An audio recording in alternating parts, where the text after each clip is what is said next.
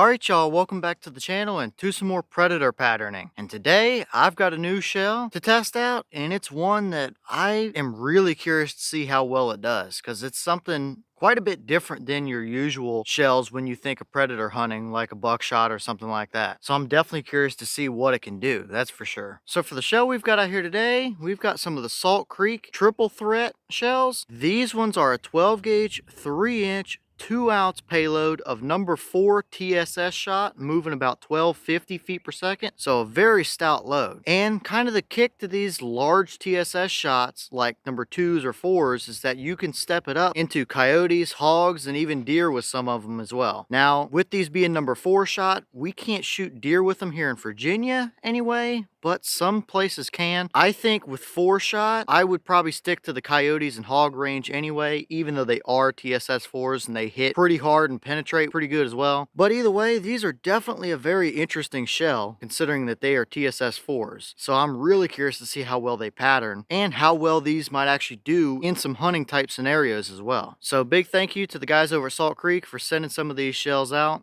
But I'm not paid to tell you guys anything. I'm just here to test them and see what kind of results we can get. And as for the setup we've got out here today, I brought out the Remington 1187. But as for a choke, I went and asked Keith over at Salt Creek what kind of chokes do they recommend for these shells, and he said to start with a modified choke and kind of work from there based on what kind of results you see. So for today's pattern test, we're starting with the stock modified choke in this 1187, which if that's what they suggest, it should look pretty decent anyway. But as for our test, everything is going to be the same as usual, like we would in a buckshot test. I have the big sheet of paper set up down at 40 yards. I also have the chronograph, so we'll be able to get our speed and how close it is to that 1250 on the box. And of course, I have some templates out here as well to lay up when we go look at the target to kind of get a better reference as to how it actually performed. So let's get you guys set up to view this target. We'll take our shot, look at our chrono, and then go down and see how they actually performed. I'm thinking we should see a pretty decent pattern today, but I don't know. I've never shot this large of a TSS shot, so it may take a few chokes to figure it out and see what it likes.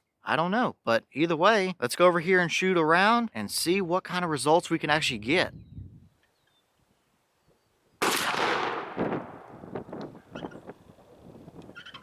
Okay, so that shell gave us 1359 through the chrono. The box claims 1250, so that's over 100 feet per second higher than the claim, but I do not think that is exactly correct either. Those shells have a lot of little overshot cards and pieces of plastic or cardboard or something like that in them, and this chronograph seems to play a little bit funny sometimes when you have a shell that's got a lot of that stuff flying down range. So I don't think the 1359 is correct just by the sound and feel of it. Plus, Salt Creek typically is pretty much right on the money with their claims. So I don't think the 1359 is correct, but as we test them more over the next couple of weeks, we should get a good velocity at some point. Either way, let's go down range and see how they actually patterned.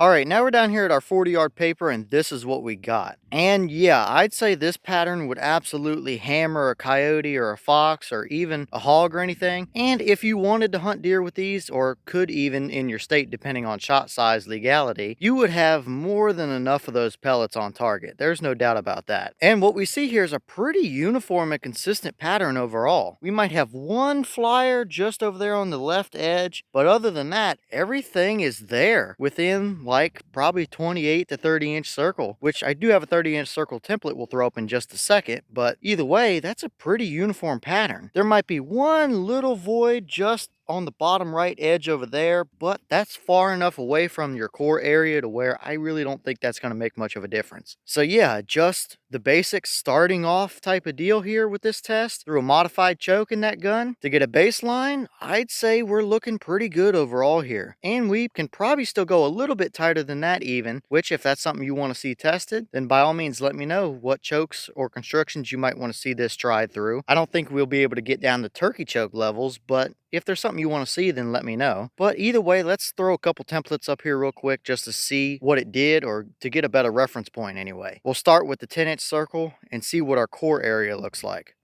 Alright, so here's our 10-inch circle, and as you can see, we've got pretty good coverage in there in our core area. Now, I did roughly count, that's about 39 or 40 pellets in that center 10-inch circle, which TSS 4s on a fox or coyote or a hog or anything like that, absolutely gonna do the job, no doubt about it. And real quick, while I'm thinking about it, I do think I want to do something like a water jug test with these rounds to see what kind of energy and penetration we might be able to get. So if that's also something you want to see, then let me know. But either way, 10-inch circle looks pretty decent. So let's real quick throw a 30-inch circle up just to see how the overall pattern looks.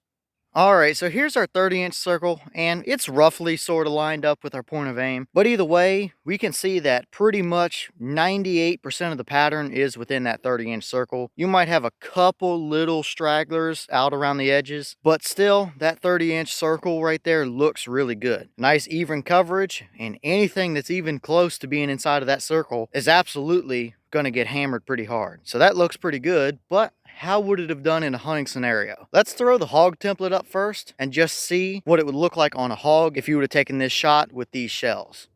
All right, so here's our hog template, and if we roughly line it up with our point of aim, we can clearly see that probably at least 60-65%, maybe even 70% of the pattern actually hit this hog. Now, I'm not going to go through and count all those, but you guys can pause the video if you'd like, but it's by far enough to get the job done. Now, I don't know if I would hunt with these on a hog if I was trying to meat hunt necessarily, but if you're in Texas on kind of an eradication mission, I guess, for the hogs, then yeah, that would absolutely get the job done. And I'd really be curious to see how a hog would react to getting hit by this load at 40 yards or so. But either way, I would say absolutely good enough to get the job done, no doubt about it. But while we're here, I do also have the deer template. We'll throw it up here just to take a look at it for a second. I think it's going to be pretty much the same story, but let's put it up there and at least just take a glance at it.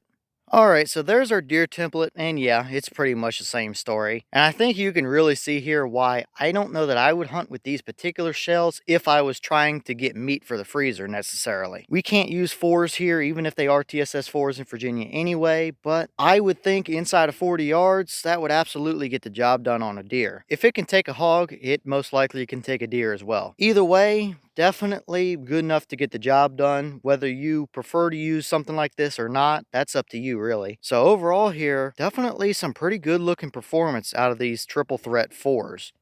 Okay, and here's the wad out of that shell, and overall, looks pretty good. I wouldn't say it's any type of super special wad design, but clearly it works. And as you can see, there's a little cork piece down there, and I don't know if you can tell on camera, but there's a few little pieces of like granulated buffer material in there as well. So these definitely seem to be a buffered load, which doesn't surprise me for Salt Creek. Either way, no pellets stuck down in there. It looks pretty good. No rips or tears, obviously. I think it absolutely did what it was supposed to do for this test, that's for sure. All right, y'all. Well, what did you think about those results right there? Clearly, plenty good enough for any predator you would ever be after. And I think it would probably come down to personal preference whether you would try them on hogs or deer or something like that. But either way, I think our pattern is clearly good enough to get the job done. And with TSS 4s, you're going to be carrying quite a bit of energy down there as well. Especially when you've got that many pellets on target, it's definitely going to hit pretty hard. But either way, let me know your thoughts about it in the comments. Is that about what you expected to see, or were you a little bit surprised one way or the other? And have you ever tested these triple threat shells? Have you ever used them out there hunting something? And what do you think you would use some TSS 4s like this for as well? For me, it would probably be anything from groundhogs all the way up through coyotes, and maybe a hog if I was put in the right scenario where that's the shell I happen to have and a hog came by at close range. So let me know all that down in the comments, because I'm definitely curious to see your thoughts and opinions about it as well. Either way, it seems like Salt Creek has produced another pretty good, hard-hitting shell, that's for sure. But with that being said, I've got some more testing to film for you guys out here, so I'm going to get back to it. Let me know what other chokes or something you might want to see these loads through, and we'll test them over the next couple weeks and see what kind of results we get. But I'm going to get back to it. As always, we have the channel Instagram as well as the mailbox where you can send stuff if you'd like. All that information will be in the description for you if you're interested. But I'm going to get back to the testing, so I'll see y'all in the next one.